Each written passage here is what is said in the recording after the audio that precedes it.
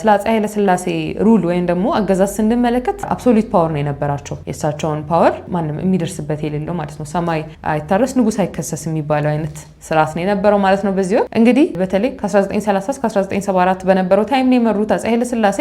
በዚህ ጊዜ ነው እንግዲህ ሀገሪቷ ፒክ ፓወር ከፍተኛ ፓወር ላይ ደርሳለች የሚባለው በአፄ ኃይለ ሥላሴ ጊዜ ነው ማለት ነው። አፄ ኃይለ ሥላሴ እንግዲህ ሴንትራላይዝድ የሆነ ኦቶሪቲ ነው የሚጠቀሙት። ሙሉ ስልጣኑ እሳቸው ጋር ብቻ ነው የሚቀረው ማለት ነው። ከዛም በተጨማሪ አፄ ኃይለ ሥላሴ ኢንትሮዲዩስ ያደረጉት አሰራር ቢሮክራሲ ወይም ደግሞ ስራዎችን በዲፓርትመንት ከፋፍሎ ማሰራት። ከዚህ በፊት ሜንሽን አድርጌላቸዋለሁ። የአግሪካልቸር ዲፓርትመንት አለ፣ ሌላ የኢንዱስትሪ ዲፓርትመንት አለ። በዲፓርትመንት ከፋፍሎ በዋነኝነት የቢሮክራሲ ዋና ሀሳቡ ዲቪዥን ኦፍ ሌቨር ነው፣ የስራ ክፍፍል ነው። ስለዚህ ይህንን ስርዓት በደንብ የተጠቀሙ ናቸው ማለት ነው። ከዛም በተጨማሪ ይሄ በወቅቱ ፖለቲካል ፓርቲ ኦፖዚሽን ሪቤሊየን ምናምን አይነት ነገር አይሰራም ነበር። ወዲያውኑ ነበር ሰፕሬስ የሚደረገው። ይህንን አመጽ የሚከታተል ሮያል ፎርስ አለ፣ በኋላ ላይ እናየዋለን። ለዚህ ብቻ ኢስታብሊሽ የተደረገ ማለት ነው።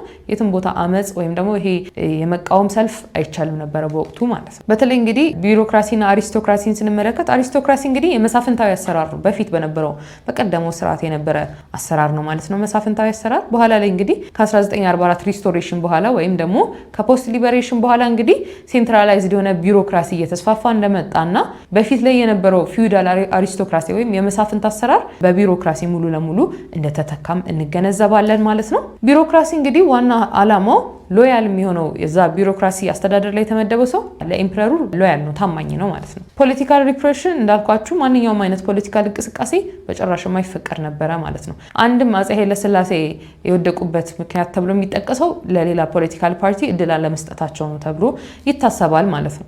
በወቅቱ የነበረው ሚሊታሪ በውስጡ ምን የያዘ ነው ስንል አንደኛ አርሚ አለ፣ ራሱ ወታደሩ አለ፣ ኢምፔሪያል ቦዲጋርድ አለ። ኢምፔሪያል ቦዲጋርድ የሚባለው እንግዲህ ኤምፐረሩን የሚጠብቅ ነው። ክቡር ዘበኛ ተብሎ በአማርኛ ስያሜ የተሰጠው ነው። በዋነኝነት ኤምፐረር ኃይለ ሥላሴን የሚጠብቅ ቦዲጋርድ ነው። ከዛ በተጨማሪ ፖሊስ አለ።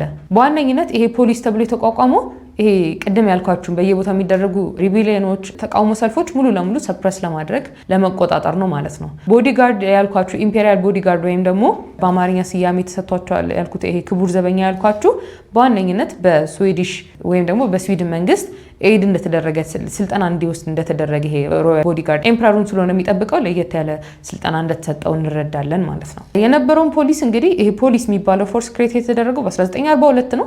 በዋነኝነት ሞዴሉን ስንመለከት ብሪቲሽ ሞዴል ነው።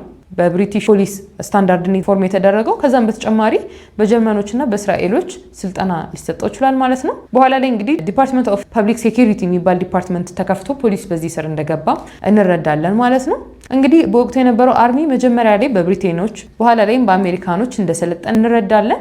ይሄ አርሚ እንግዲህ በተለይ ለአፄ ኃይለ ሥላሴ አስተዳደር ባክቦን የጀርባ አጥንት የነበረ ነው ማለት ነው። በዋነኝነት ይሄ አርሚ ፎርም የሚደረገው ራስን ለመከላከል ለዲፌንስ የነበረ ቢሆንም እንዲሁም ደግሞ ለኢንቬዥን ወረራ ሲያጋጥም ለመከላከል የነበረ ቢሆንም አብዛኛውን ጊዜ ግን አፕላይ የሚደረግ የነበረው በየቦታው የሚደረጉ ኦፖዚሽኖችን ወይም ሬቤሊየኖችን ክራሽ ለማድረግ ነበረ ይሄ ፎርስ የሚሄድ የነበረው ማለት ነው ከዲፌንስ ይልቅ።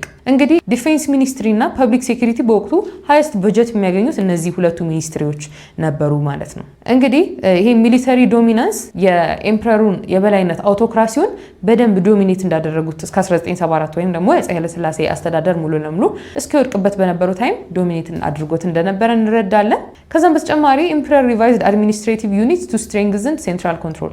በተለይ ይሄ አድሚኒስትሬሽን በሰውም አንጻር በፖሊሲዎችም አንጻር በደንብ አፄ ኃይለ ሥላሴ የነበሩ ፖሊሲዎችን ሪቫይዝ እንዳደረጉ ሰዎችንም እያስነሱ በሌላ ሰዎች ሲተኩ እንደነበረ እንረዳለን። ይህንን የሚያደረጉበት ምክንያት ማዕከላዊ የሆነውን ኮንትሮል በደንብ ለማጥበቅ ነው ማለት ነው። በወቅቱም 14 ፕሮቪንሶች ነበሩ፣ 14 የተለያዩ ቦታዎች ግዛቶች ነበሩ። እነዚህ 14 ፕሮቪንሶች በአጠቃላይ ጠቅላይ ግዛት የሚል ስያሜ ተሰጥቷቸዋል ማለት ነው። እነዚህ ጠቅላይ ግዛቶች የራሳቸው ገቨርነር አላቸው የሚያስተዳድራቸው፣ በኢምፐረሩ የተመረጠ መሪ ያላቸው እነዚህ ጠቅላይ ግዛቶች ማለት ነው።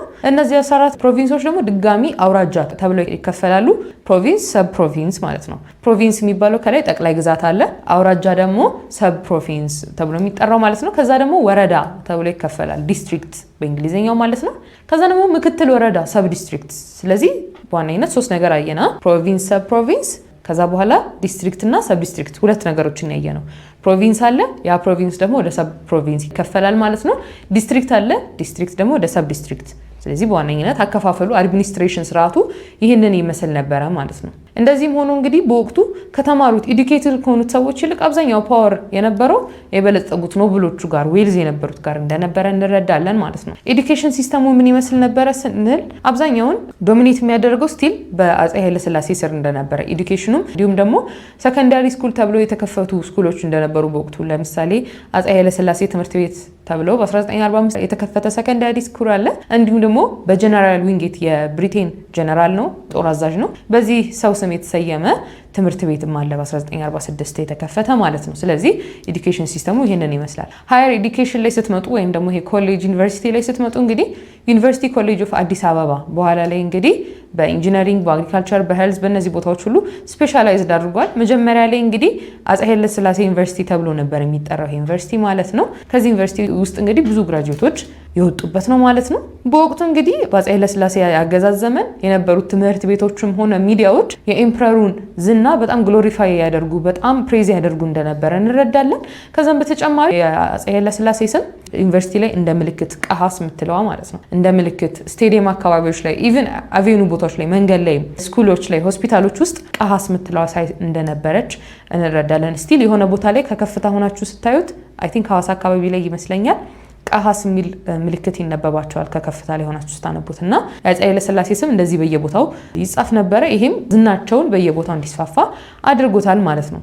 ከዛም በተጨማሪ የአፄ ኃይለሥላሴ የልደትና የሲመት ቀን ወይም የተሾሙበት ቀን እንደ ናሽናል ሆሊዴይ ይከበር እንደነበረ በየአደባባዮች ላይ ይከበር እንደነበረ እንረዳለን ማለት ነው። ስለዚህ በዚህ መንገድ እንግዲህ የአፄ ኃይለሥላሴ ዝና በደንብ እየገነነ እንደመጣ እንረዳለን።